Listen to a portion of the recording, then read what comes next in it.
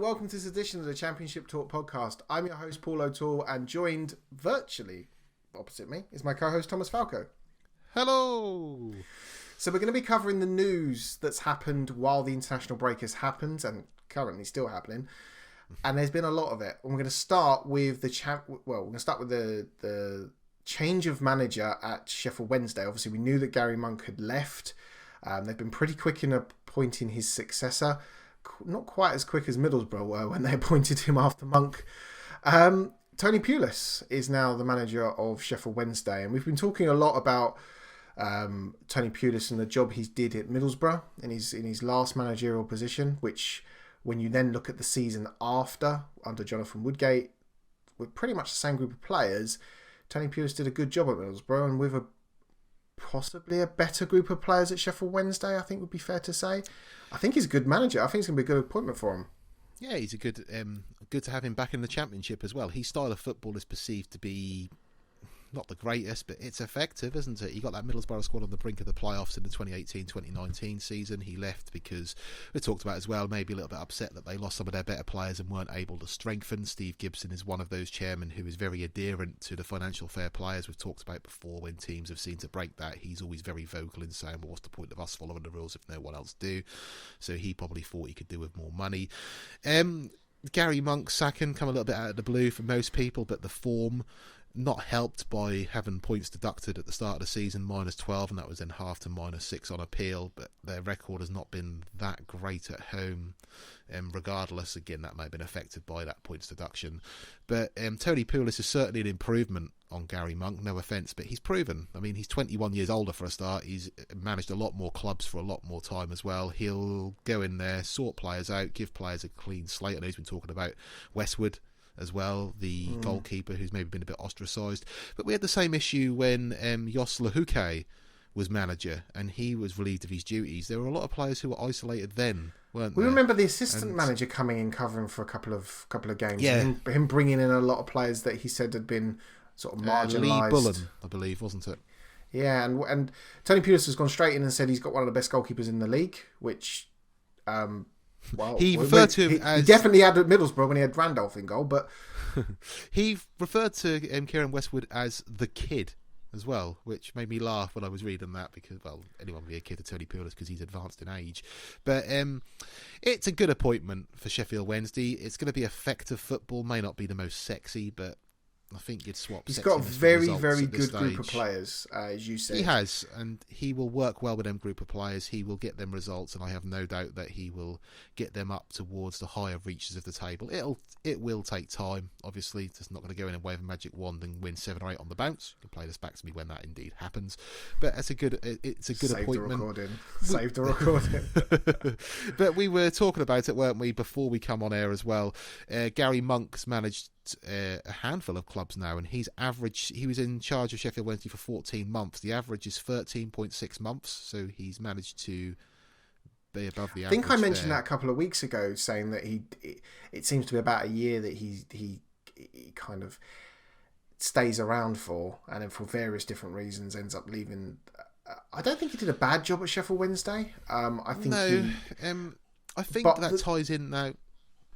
Sorry, Paul. I was just going to say. Go on. I was going to say that ties in with the sort of more European continental approach to head coaches now, where they only seem to be... You look at some of the managers who come through. I mean, Jos Luhukai was maybe one example, but there are a lot of... the one who was at Reading, whose name escapes me,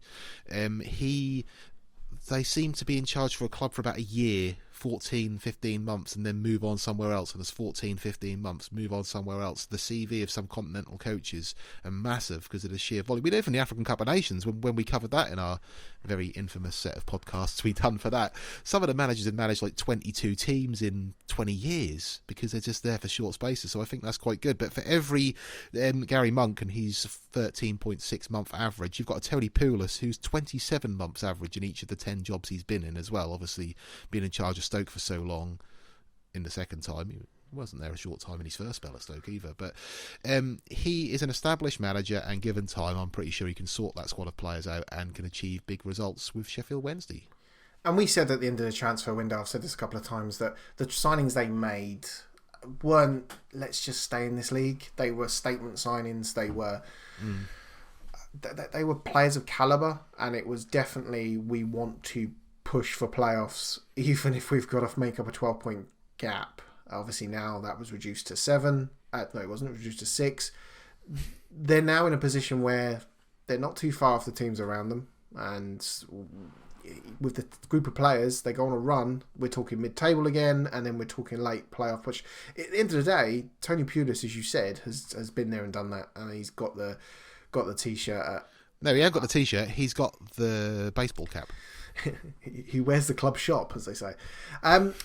Moving on to managerial departures, and this one wasn't really a surprise. We don't want to see any manager getting the sack, but the writing was on the wall with this one, with how badly Derby have been playing, and that's the sacking of Philip Cocu. It's obviously he's had to self-isolate for a period of time due to COVID. The performances that Derby have had this season have been awful. Just the way they've played has been terrible. There's been no pattern to their play, no real ideas in front of goal, and their position probably would be even worse, given that even they're at the bottom of the table. Their points total will be worse, having it not been for a few spectacular free kicks from Martin Waghorn and Wayne Rooney, which ultimately are, they're skillful, but you can't rely on them to win games. You have to have a style of play, a pattern of play, and Derby just haven't had that.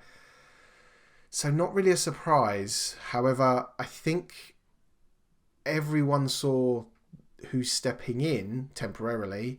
Everyone saw that coming. Yeah, I mean, well, he's part of an interim coaching team that also includes the former Sky pundit Liam Rosenior, Shay Given and Justin Walker. But as we said before, we've joked about it in the time he's been at Derby and when we've been doing it in the podcast, it's always Wayne Rooney's Derby. It is always that. So there's always been that spectre lurking over Philip Cocu, that it's always Wayne Rooney's Derby in the paper. And I'm pretty sure Wayne Rooney doesn't push that himself. I'm not having a go at Wayne Rooney here, but it's always in the press that Wayne Rooney's Derby, Wayne Rooney's Derby, and that can't be an easy situation. I mean, maybe Philip Cocu's just battered that aside and just thought, well, if I lose, it's always going to be Wayne Rooney's Derby, isn't it? So maybe he's played it like that. But yeah, he's always stated his intent to be a manager. I think even when he joined initially, when he come from the MLS in that, he said about coaching, didn't he? He wanted to be a manager, and he's a player coach anyway. We'll see how it goes. I mean, he's always said that he wants to be a manager. He comes across as someone who wants to give back to football as well. Not all footballers of his stature want to give back. Indeed, not all footballers of his stature turn out to be successful managers. A lot of them don't. Keane, I think Roy Keane would be the example. Excellent footballer, but for whatever reason hasn't been able to transfer all of that into management, although you could argue he's done bits and bobs.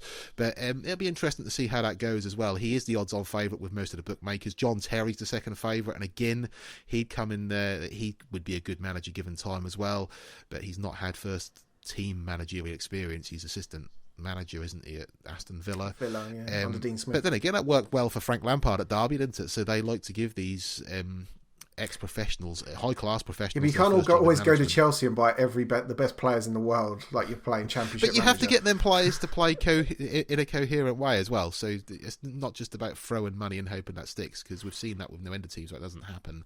The third favourite for that job is Rafa Benitez, which would be an interesting one as well, because his name's come out of nowhere linked with that. Championship experience with Newcastle. With the new owners coming in, I've got the name in front of me, Sheikh Khalid bin Sakwir Zahid Al Nahyan, nearly got it right. He got it a lot closer than I'd have got it. I got it right in rehearsal. He said that he's not going to appoint, well, Derby are not going to appoint a successor until that deal is 100% ratified, because Mel Morris is still the owner of that club, of course. So it'll be interesting to see where that goes. He'll have a couple of games, I'm sure, with the interim coaching team, and if they can turn things around in that short space of time, why not give him more time to see how things can go? A couple of things that we've said. Can't get much worse, can it? No, it can't. Absolutely. The one thing is I'm pretty certain they would prefer to buy a Championship team than they would a League One team. So, although it can't get much worse, they could get cut adrift. True, and of course. Sheikh Khalid bin Sakir Zahid Al Nahyan. Yeah, you done it. Because that proves I got it right second time round.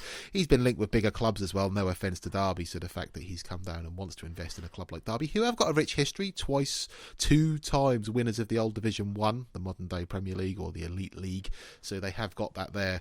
They are a big club, Derby County, and they've not been in the top flight for a while. But they've always come straight back down. They've not been able to establish themselves since the day of Jim Smith, maybe even when Billy Davis was there. They relegated the lowest points total, weren't they? Yeah. And as much, I'm wearing my Forest shirt at the moment. I don't like seeing Derby struggle. I don't. And hopefully they can turn things around, and maybe a change in ownership will see them pushing back up the table.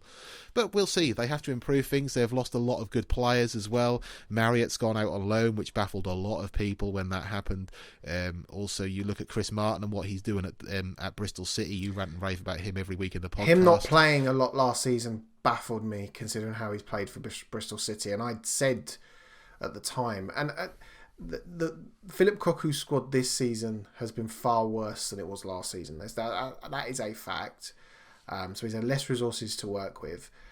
You then couple that with the fact that although that everyone keeps referring to Derby as Wayne Rooney's Derby, Wayne Rooney's played in about 4 different positions. Again, is that Philip Cocu's decision, or was that Wayne Rooney? He's played as a deep line midfielder, attacking midfielder, second striker. He's played as a lone striker. You kind of, there's only so many ways you can try and shoehorn him into the team. It's going to be interesting. I think it'll be interesting to see how they set up their sort of style of play, because they haven't had that under Philip Cocu. They just haven't had a style of play. It's been very, very painful to watch. And I think that had there been crowds in the stadium, I think Philip Cocu may have gone a few games earlier, because I think that, as we've said on this podcast, managers will get longer because you're not going to be under the pressure of having fans booing you off the pitch, even if you get a draw.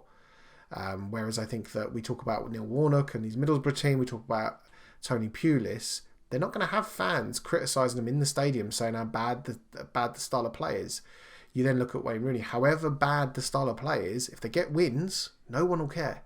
So very interesting, really good development, really kind of newsworthy developments. As I say, it was something that was coming. We don't want to see any manager get the sack, but no, of course not. Something had to change at Derby. They can't just continue this slide. No, and the very best of luck to Philip Cocu as well. Hard act to follow, replacing Frank Lampard, who had a lot of quality loanees from Chelsea at his disposal in the season they got to the playoff final. He had a certain remit. He's integrated some half-decent youth players into that Derby squad. It takes time. I think we've seen that in previous seasons with loads of different clubs. I'm sure he'll bounce back and he will do well elsewhere, but just maybe the right manager at the wrong time. I know people say that quite a lot, but he was obviously a world-class player. He has done well in the Dutch league as well. So it's just sometimes things don't work out. It doesn't make him an awful manager overnight, and obviously, both parties have moved on, and all the best for Philip Cocu and whatever his next venture may be. Absolutely. So we're going to move on to something that's a little bit unsavoury. Greg Clark resigning as the FA chief executive. We're not going to repeat the comments he made, but we are going to comment on probably the way the comments were made. So he was giving evidence at the Parliamentary Select Committee, and he made several very... I'm going to pick my words very carefully. He made several very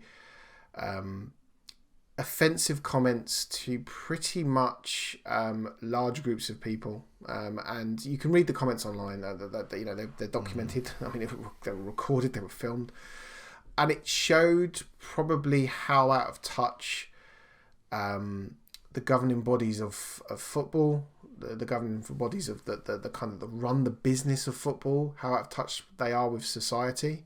And it was quite worrying to see these comments, to think that the FA are an important body in English football. They're an important body in world football. Let's not take that away. They are.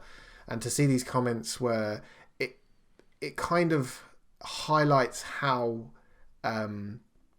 badly football's being run, not by people's intent, but just because of maybe outdated opinions, outdated kind of working practices, what perhaps was deemed acceptable when, years ago, it certainly isn't now. And I think that it was very ignorant, some of the comments he made. Ignorant is not the word, really, for someone like him. I summed it up to you earlier on, and I'll just say the same thing again on there, really.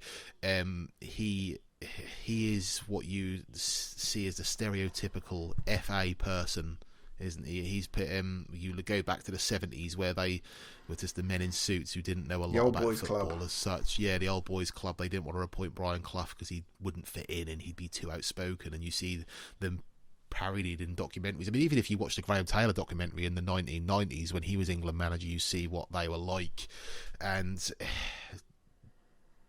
it's just he. I said to you off air that he reminds me of a bit. He is basically in football and terms and in society terms a dinosaur, and they went extinct a long time ago. And I think it's great that he is not now he's not in a position of authority, basically, because those views have no place in football or society in general, and haven't done for a long time as well. And it shows just how informed and stupid that people such as him are to just say them. And even in the situation he's in as well, even in that, to use them terms in that type of meeting as well, just shows how ignorant to all of that he is. And even in his resignation, he said, but I was looking to hand over the reins at some point soon anyway. It's just, no, football is better rid of people like that, and good riddance as far as I'm concerned. And football's moving into a digital age. Football is a young man's game, and football's a massive global business that now needs to, absolutely needs to be inclusive to everyone in society, and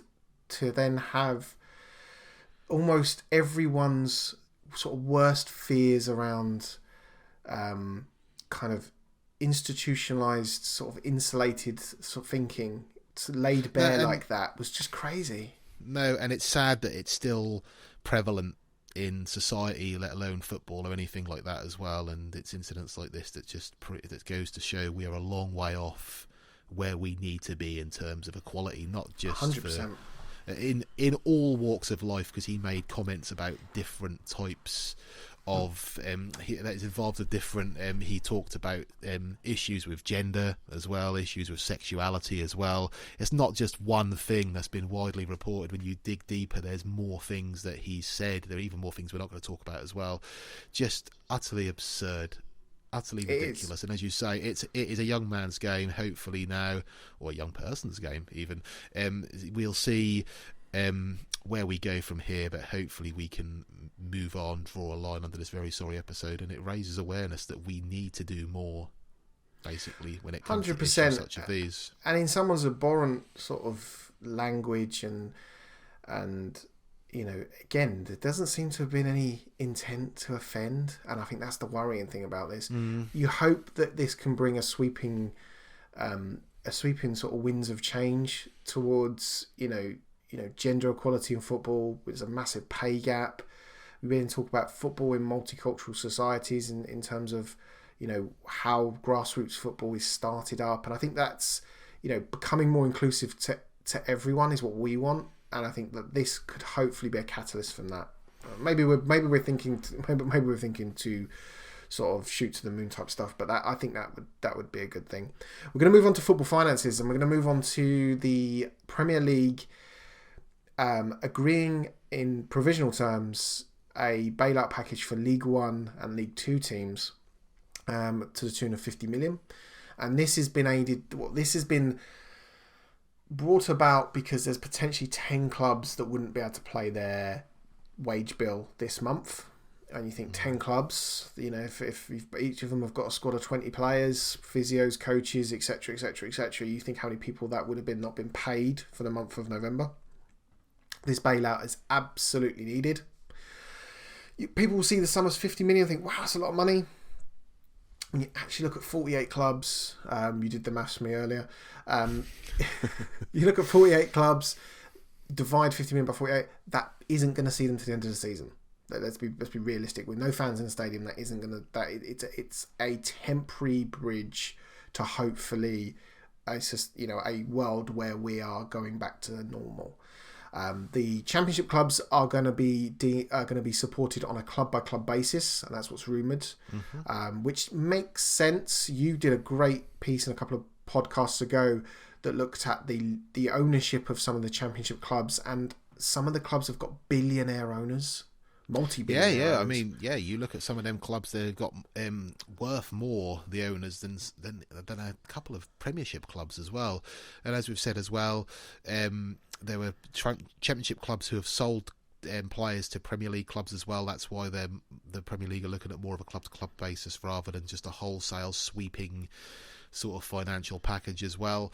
It'd be interesting to see what comes up. I know the discussions are still ongoing. It's very much needed. It is a tough time for everyone out there, and the last thing you want is to see football clubs going under, because it's not just the players on the pitch and the club itself, it's the community as well. I mean, you've seen the effects that it's had on the people of Bury, for example, when they lost their football club out of existence, basically, didn't they, last season as well. Horrible to think that could happen to any other club, and it's happened to Macclesfield as well, hasn't it, as well? They've had to go all the way down the pyramid and restart. We don't want to see that. We really don't want to see that. So it's good that these measures are coming in. I think it's more of a start of things that are coming in, because obviously we're talking about fans being back in stadiums to a certain extent before Christmas. They were talking about that today. That was breaking news in the last couple of hours, but they are looking into that possibility. Even having a few people in there is going to be a start, isn't it? And with the vaccine coming through as well, a bit more positivity when it comes to talking about COVID, because everything we talked about COVID is obviously negative, because it's not very nice and it's not going away anytime soon. But there is positivity coming out, and I think football needs this as well, not just for the football clubs and for us watching, but it affects the grassroots, doesn't it? You think of the kit man or kit woman or the tea person or anything like that. You know, part of a club's wage bill. Everyone. It affects everyone, and that's part of a community. And maybe not so much a Manchester United, Manchester City, but Rochdale, for example, or someone like that. They are community clubs, and it means so much to them local people. And it'd be horrible to see them It'd be horrible for them to fall by the wayside, even. And we don't want that to happen. I don't think anyone does. No, absolutely, and I think that 50 million is it's not a small sum of money. And when you look at some of the Premier League clubs announcing that their financial challenges as well, I mean, Manchester United announcing that, you know, they've got an 80,000 seat stadium that's going empty week after week, that would be pumping in, and, you know, £100 a ticket. The maths is, you know, to think of a seasonal loss with no fans is huge. So it's affecting the bigger clubs as well. You probably would say, well, yeah, maybe should rein in the spending a little bit. That's easier said than done. Given, you know, habitual way that success is needed, you know, it's constantly spend money. Championship clubs, a little bit different. There are some clubs that are very well run. I'm going to go Norwich for a start example. Definitely. Spent very little money last season in the Premier League. Come down, we'll have all the parachute payments, even though they're slightly tapered a little bit because of COVID. And they have sold a lot of players for a lot of money. They are very well run. And do they necessarily need a bailout, loan, whatever you want to call it? Probably not. But there will be clubs in the Championship that absolutely need some sort of financial support package. And I think that it's right that it's a club-by-club basis rather than a blanket approach. That just seems fair. I think that's right.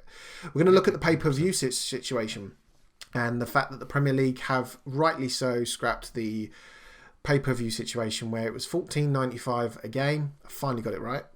Please, $14.95 a game, and these games were on top of paying a BT Sports subscription, on top of an Amazon Prime subscription, on top of a Sky Sports subscription, on top of your TV license.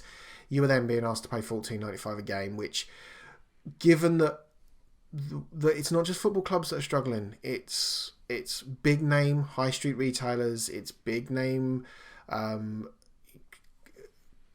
manufacturing places that are putting people on 3 days a week, furloughing people, that are making a hell of a lot of people redundant, to then ask football fans to fork out that when it realistically wasn't making as much money as they thought it would.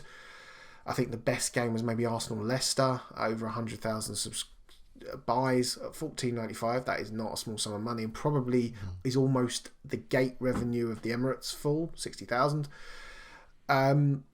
Actually, I think this is a great thing for fans. I think they've probably done this on the back of fan pressure, rightly so, because I think that BT are now going to have live games on BT again.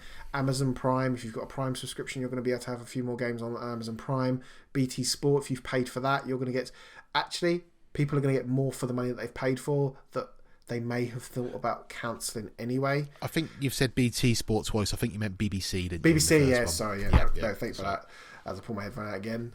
It kind of makes sense from brand point of view to do something to see like you understand, and then not have it be about just trying to recoup every penny and squeeze every fan for every penny they're worth. I think the ultimate thing to come out of this is the fact that it brought fans together to raise money for charities rather than absolutely fork out to give. I think it was the Newcastle fans. I think most school kids. Yeah, brilliant, absolutely brilliant, and it always makes you laugh about protests in football as well. They go, "Oh, we don't want this board coming in. We're not going to give them the cash. We're going to protest outside the ground with the little placards before the game." Then just go in and watch the game to support our club. Hit them where it hurts. Hit them in the pocket, and they soon pay attention. This shouldn't have happened at a time like this, a global pandemic where people are losing their jobs, being furloughed, etc., etc. People are dying as well, and they're trying to squeeze out another £14.95 now. It's just total and utter greed, and it shouldn't have happened in the first place. Brilliant that we now have football on all the time now, basically. And you talked about this off air, talking about that it is going to cast a shadow over the Championship because there's going to be more exposure to the Premier League, but the Championship is still going to have its target audience, and it's a shame it's not going to appeal to people who maybe don't have that involvement as such. But that's where we come into it, Paul. So 100%, and that's why we that's not lost. That's absolutely why we cover this league, because we don't feel it gets the publicity it deserves for the excitement that it generates. The other thing about that you've just said about the kind of the shadow that is the Premier League has an ever increasing shadow that the Championship hides in. Actually, there had been comparisons to the pay-per-view model, to the iFollow model, but the iFollow model was in last season. I also think the iFollow model was directly, more intrinsically linked with funds directly to clubs. Certainly the iFollow model wasn't as slick as Sky's pay-per-view, but anyway, we won't go there. But that was only £10 a game, so there is a difference in terms of the iFollow service has been in for longer than that. That was only available to overseas subscribers. Obviously the COVID-19 pandemic has meant that it needs to be more widely available, but the Football League doesn't have the type of resources at its disposal that Sky and BT do with their slick production values. So, never going to compare, is it? But no. But again, it's there, and it's sort of something that wasn't there 5-6 years ago. So imagine the state we'd be in if we couldn't watch our teams and being shut out of the stadiums as well. So. Oh, can you remember, if we go back to, you mentioned Euro 96, when how little football was on TV then? Be crazy. Anyway, we're going to move briefly. We're going to spend a minute talking about the international break, because we think that's kind of all it deserves, because it shouldn't have happened in the first place. Given that we're going for a global pandemic, people have been banned from countries. The amount of players that have tested positive in this international break is crazy. Shouldn't have happened. However, it doesn't stop Fours, who plays for Brentford, scoring a wonder goal against France, splits their two centre-backs, runs between them, and smashes it past Lloris. Really, really Brilliant. good goal. Absolutely good goal. Absolutely brilliant. I've always rated him, as we know from You this did. podcast. Always rated him. You're even a scout for AFC Wimbledon. Go back and listen to last year's pre-season review if you want to know what that joke's about. The other thing we want to talk about is David Marshall being an absolute hero for Scotland, saving a Mitrovic penalty to send Scotland into the Euros. And a stat you didn't know: this is the first time Scotland have been in international competition since '98. You didn't know that, did you? Yeah, World Cup '98 in France. Yes, and they've had a couple of close shaves in playoffs, but obviously they've never made it. Brilliant. They went to Serbia, who are no mugs at international level, and probably deserved to win in 90 minutes. Very unlucky to concede as late as they did. Probably hung on a bit in extra time, but the save from Mitrovic's penalty, the iconic moment of Marshall asking the referee, yeah, and the players are waiting, stopping and the referee starting brings the whistle to his mouth ever so slowly, and then almost milks the moment because he's the centre of attention, and then actually gives it, and then the whole nation can celebrate. Absolute Burke. But anyway, clearly the players didn't know it, as you say, because as you're watching the shot, it stays on David Marshall, it stays on the referee, and all of a sudden the whole Scottish team just absolutely bundle Marshall to the floor. So fantastic, brilliant to see. You did have a list of players that played on international duty, but we want to keep this podcast to under half an hour. Absolutely. Hopefully you've enjoyed this YouTube version of our podcast. As always, the audio podcast is available on all of the audio podcasting services: Spotify, Apple Podcasts, Google Podcasts, wherever you can listen to a podcast, we're on there as well. This YouTube channel will only be covering the news segments of our podcast. The full game reviews will be going on our main podcast. Also, watch out because we're going to start our mini-series, which we do an in-depth review of each club and their recent history, as well as touching into sort of their longer-term achievements. So, that's goodbye from me. And it's goodbye from me. And we'll speak to you all next week with even more championship news. Goodbye. Bye.